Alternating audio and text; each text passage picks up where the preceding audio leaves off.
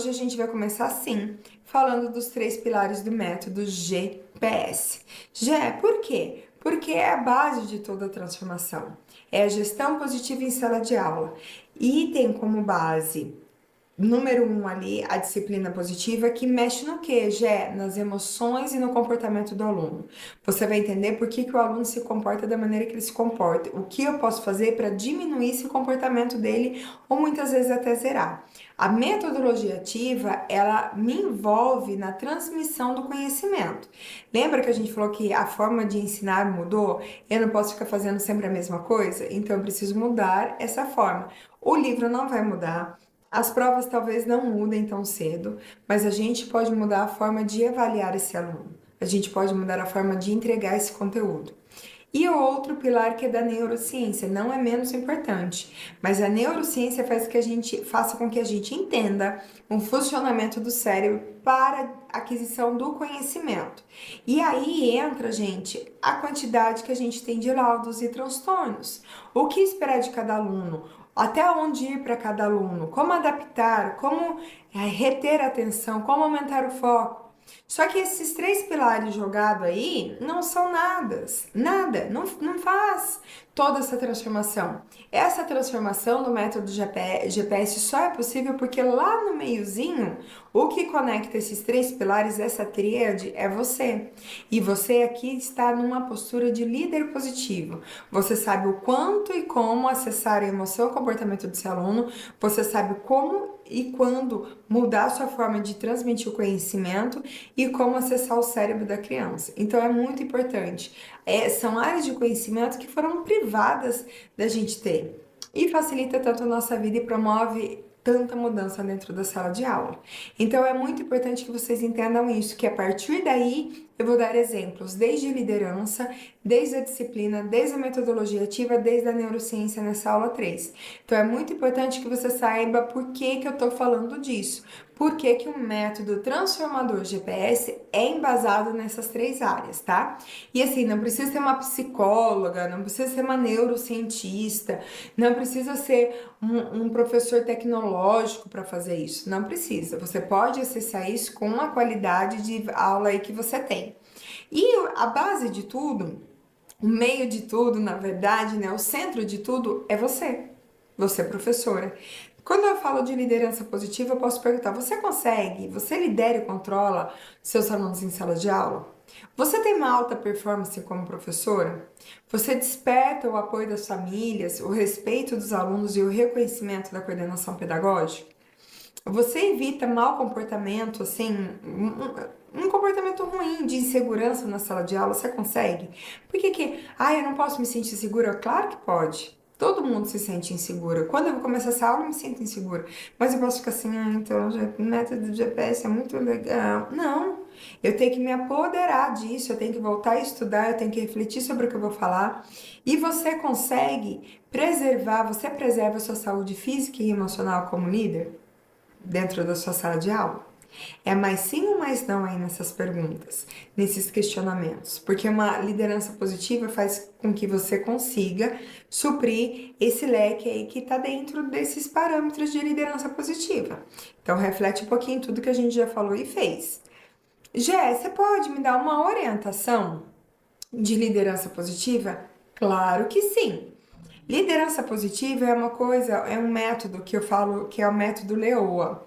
É liderança exemplar, otimiza as atividades barra aula, esse A, né? Então eu falo muito que a gente lidera pelo exemplo. E isso é extremamente importante. Então, para ficar muito claro, eu gostaria que vocês fizessem o símbolo do ok. Isso aqui é um ok, tá, pessoal?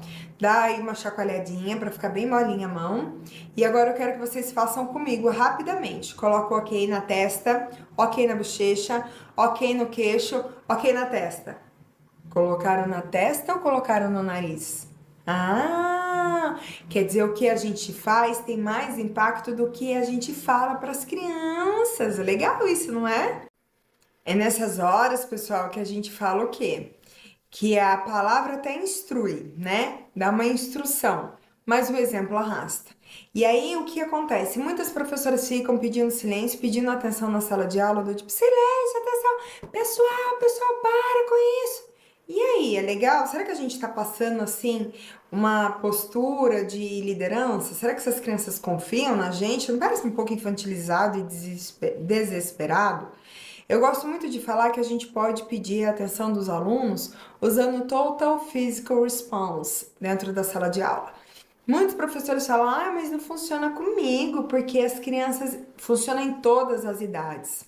Funciona no exército, funciona com time de futebol, não vai funcionar com os alunos, por quê? Porque você não tá querendo fazer, sinceramente. Faz uma vez e desiste. Porque às vezes você fala, não, os meus é ensino médio, mas os meus são pequenos, você tem que entrar no mundo da criança. Muitas vezes você pode criar aí essa situação com as crianças. Tem um que eu gosto muito de usar com os pequenininhos, é 1, 2, 3, brigadeiro na panela. Eles estão lá bagunçando. Eles, a turma toda congela. E para, pessoal, só para falar que derrubou tinta aqui, tá? Então, muito cuidado, podem voltar a brincar. Brigar não, pelo amor de Deus. E volta, dá tudo certo. Outro que eu uso muito. 1, 2, 3, olhos em mim. E eu faço 1, 2, 3, olhos em mim. 1, 2, 3, olhos em mim. E as crianças, 1, 2, estou olhando para você. Isso mexe com o corpo e com a resposta. Então as crianças precisam parar de falar para devolver o que você está fazendo. É por isso que elas ficam quietas. Porque se elas estão no meio de uma conversa, pessoal, turma, alunos, não. Isso faz com que todos parem. Quando os alunos são mais velhos, eu faço minha vez de falar, minha vez de falar. Eles, minha vez de ouvir. Ensino médio. Minha vez de falar, minha vez de ouvir, minha vez de falar, minha vez de ouvir. Às vezes, quando são mais velhos ainda, eu falo, pessoal, né, vamos lá. Primeiro eu treino essas crianças. Eu treino, gente, é um dia que tiver muito barulho, blá, blá, blá, e eu precisar falar com vocês. Se vocês estiverem fazendo trabalho em grupo e for muito importante eu precisar da atenção de vocês antes de acabar o tempo do trabalho que eu dei, eu preciso chamar atenção. E eu vou usar dessa forma. Eu vejo você. E os alunos respondem, eu ouço você. Então, sempre mexe também com a parte do corpo, né? Eu vejo você, as crianças, eu ouço você. Maravilha. Tem um que eu gosto de fazer muito com as crianças também, é pam, pararam, pam. As crianças, pam, pam, pam, pararam, pam.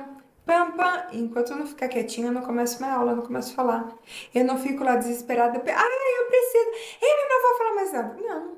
Isso não é uma postura de liderança, para a postura de gente desesperada. Aí você grita para pedir silêncio, você grita para falar que não pode gritar, você grita para falar que não pode falar. Alguma coisa aí tá errado. Lembra do ok? A gente lidera pelo exemplo, né? Com a disciplina. Anotaram aí as dicas? Tem muito mais, tá? Tem um monte de Total Physical Response que eu faço com as crianças, né? Enfim, não dá para falar tudo aqui agora. Na disciplina positiva, você vai superar muitos desafios